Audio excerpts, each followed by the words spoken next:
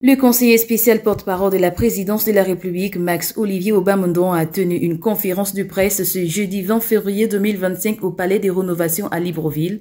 Une rencontre avec la presse nationale et internationale qui a permis de faire le point sur les évolutions des activités du président de la transition. Selon le porte-parole, si la transition couvre jusqu'en août 2025, il y a tout de même une flexibilité à l'intérieur des séquences.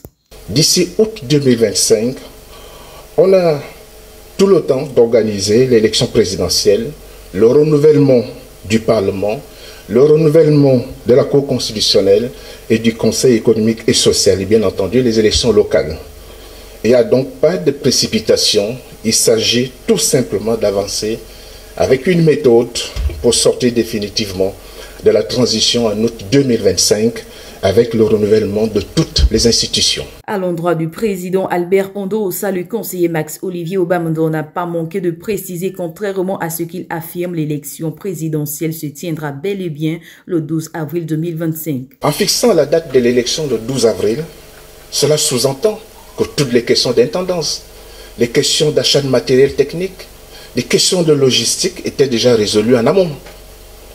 Et à l'endroit du professeur, l'élection se tiendra bien à la date prévue, c'est-à-dire le 12 avril 2025. Mieux, le Gabon est prêt et honorera ses engagements de souveraineté.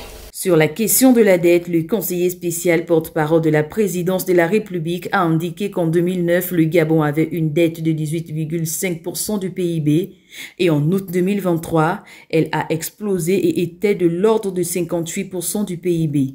C'est dire que le président de la République, chef de l'État, le général de brigade Priscoté Oligui Nguema, a hérité d'une situation désastreuse, pour ne pas dire chaotique, des finances publiques. En tant que premier responsable du pays, il assume les errements du régime de Chi, ce qui n'absout pas les véritables responsables de cette situation, de leurs actes. La rencontre avec les médias a donc permis d'éclaircir certaines zones d'ombre sur les activités du président de la transition et répondre à un grand nombre de questions que se posent les Gabonais.